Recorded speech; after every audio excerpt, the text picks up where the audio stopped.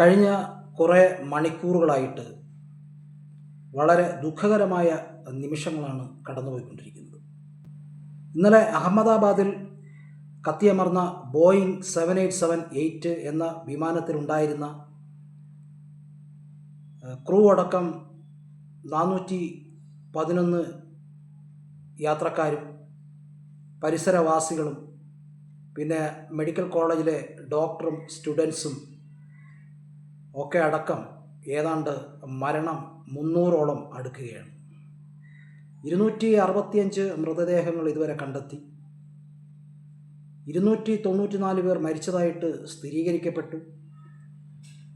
മരണസംഖ്യ ഇനിയും കൂടുമെന്നാണ് പറയുന്നത്. കാരണം അവിടെ മൊത്തം അരിച്ചു പറക്കിക്കൊണ്ടിരിക്കുകയാണ്.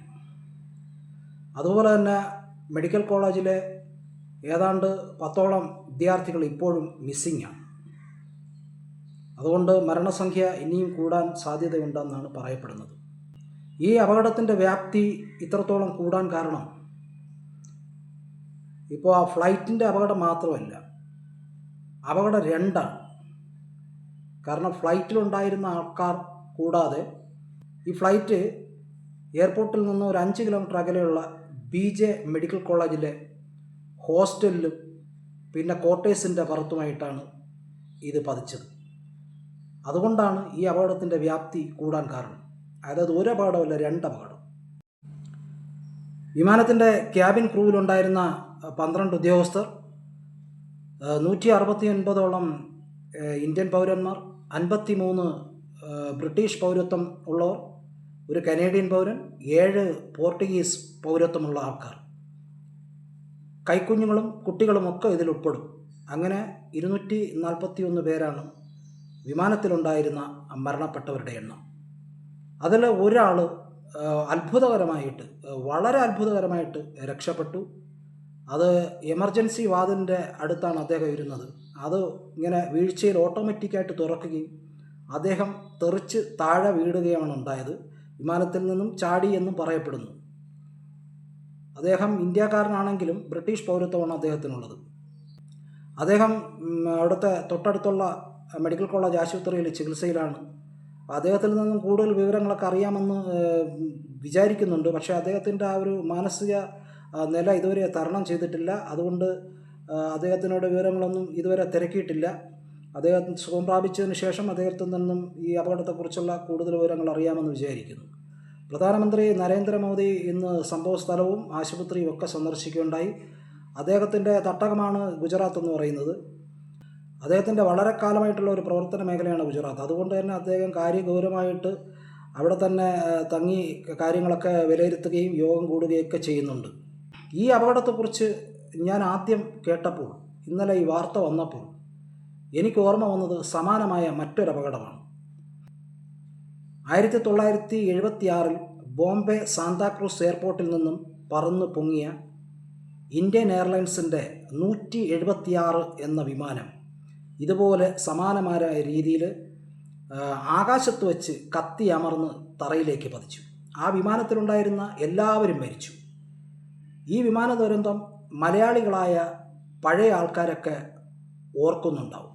കാരണം ആ അപകടത്തിൽ കൊല്ലപ്പെട്ടവരിൽ അന്നത്തെ സൂപ്പർ സിനിമാ നടി റാണി ചന്ദ്രയും ഉൾപ്പെട്ടിരുന്നു. അന്നത്തെ ഒരു വലിയ സ്റ്റാറാണ് ഈ റാണി ചന്ദ്ര എന്ന് പറയുന്ന നടി. ഈ റാണി ചന്ദ്രയുടെ അമ്മയും 3 സഹോദരിമാരും ആ വിമാനാപകടത്തിൽ കൊല്ലപ്പെടുകയുണ്ടായി. ഇതുപോലെ തന്നെയാണ് എയർപോർട്ടിൽ നിന്നും പറന്നു പൊങ്ങി നിമിഷങ്ങൾക്കകം ആകാശത്തിൽ വെച്ച് തന്നെ അത് കത്തിയെരിഞ്ഞ് താഴേക്ക് പതിക്കുകയാണ് ഉണ്ടായത്. ഇവിടെ ഈ വിമാനം തറയിൽ ചെന്ന് വീണതിന് ശേഷമാണ് കത്തിയതെങ്കിൽ അത് ആകാശത്ത് വെച്ച് തന്നെ കത്തിയെരിയുകയുണ്ടായി. ആ ഒരു വിമാന ദുരന്തമാണ് ഈ ദുരന്തം നടന്നപ്പോൾ എൻ്റെ ഓർമ്മയിലുണ്ടായത്. 1976 സംഭവം. അന്നത്തെ ഒരു ലേഡി സൂപ്പർ സ്റ്റാർ എന്ന് വേണമെങ്കിൽ പറയാം റാണി ചന്ദ്രയെ. മിസ് കൊച്ചിയൊക്കെ ആയിരുന്നു. പിന്നീടാണ് സിനിമയിലേക്ക് വന്നതും അവർ ഉന്നതങ്ങളുടെ പടവുകളിലേക്ക് കയറിയതും. റാണി ചന്ദ്രയെക്കുറിച്ചുള്ള ഒരു വീഡിയോ ഞാൻ ചെയ്തിട്ടുണ്ട്. അത് ഞാൻ ലിങ്കിൽ കൊടുത്തിട്ടുണ്ട്, താല്പര്യമുള്ളവർക്ക് കാണാം. ഈ വിമാനം അപകടം ഉൾപ്പെടെ ഞാൻ അതിൽ വിവരിക്കുന്നുണ്ട്. ലോകത്ത് എവിടെ ചെന്നാലും ഒരു മലയാളി ഉണ്ട് എന്ന് പറയുന്നത് പോലെ ഈ വിമാന ദുരന്തത്തിലും നമ്മുടെ കേരളത്തിൻ്റെ ഒരു പ്രിയപ്പെട്ട സഹോദരി നമുക്ക് നഷ്ടപ്പെടുകയുണ്ടായി. ലണ്ടനിൽ നേഴ്സായിട്ട് വർക്ക് ചെയ്യുന്ന പത്തനംതിട്ട പുല്ലാട് സ്വദേശിനിയായ രഞ്ജിത ഗോപകുമാർ. ഇവിടെ സർക്കാർ ജോലി ഉണ്ടായിരുന്നതാണ്. എന്നിട്ടാണ് അവർ ഗൾഫിലേക്ക് പോവുകയും ഗൾഫിൽ കുറച്ചു കാലം ജോലി ചെയ്തിട്ടാണ് ഇപ്പോൾ കുറച്ചു കാലമായിട്ട് ലണ്ടനിൽ ജോലി ചെയ്തുകൊണ്ടിരിക്കുന്നത്. അപ്പോൾ തിരികെ സർക്കാർ ജോലിയിൽ പ്രവേശിക്കുന്നതിൻ്റെ ഭാഗമായിട്ട് അതിൻ്റെ നടപടിക്രമങ്ങൾ പൂർത്തിയാക്കാൻ വേണ്ടിയാണ് ഇപ്പോൾ അവർ നാട്ടിൽ വന്നത്. നാട്ടിൽ അവരൊരു വീടിൻ്റെ പണിയും തുടങ്ങി വെച്ചിട്ടുണ്ട്. അതിൻ്റെ പണികൾ നടന്നുകൊണ്ടിരിക്കുകയാണ്. 10ാം ക്ലാസ് പഠിക്കുന്ന ഒരു മകനും 6ാം ക്ലാസ് പഠിക്കുന്ന ഒരു മകളുമാണ് ഈ രഞ്ജിതയ്ക്കുള്ളത്. സത്യം പറഞ്ഞാൽ ഇന്നലെ ചാനലിൽ അവരുടെയൊക്കെ കരച്ചിൽ കേട്ടപ്പോൾ സത്യം പറഞ്ഞാൽ ഞാൻ TV ഓഫ് ചെയ്ത് വെക്കുകയാണ് ഉണ്ടായത്. പലരും എനിക്ക് പരിചയമുള്ള പലരും പറഞ്ഞു അവരുടെ കരച്ചിൽ കേൾക്കാൻ കരുത്തുണ്ടായില്ല. ഇനിയുള്ള കാലം കുട്ടികളുമായിട്ട് ജീവിക്കണം, അടുത്ത ഓണത്തിന് നാട്ടിൽ വരണം എന്ന് ബന്ധുക്കളോടൊക്കെ പറഞ്ഞിട്ടാണ് രഞ്ജിത യാത്രയായത്. പക്ഷേ രഞ്ജിതയുടെ സ്വപ്നങ്ങൾ ബാക്കിയായി, ആ കുടുംബവും അനാഥമായി. ആ കുടുംബത്തിൻ്റെ ദുഃഖത്തോടൊപ്പം നമുക്കെല്ലാവർക്കും ആ ദുഃഖത്തിൽ പങ്കുചേരാം.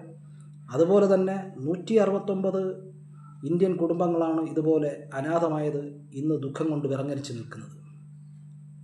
അവരുടെ എല്ലാം ദുഃഖത്തിൽ പങ്കുചേർന്നുകൊണ്ട് മരിച്ചവരുടെ ആത്മാക്കൾക്ക് നിത്യശാന്തി നേർന്നുകൊണ്ട് നിർത്തുന്നു.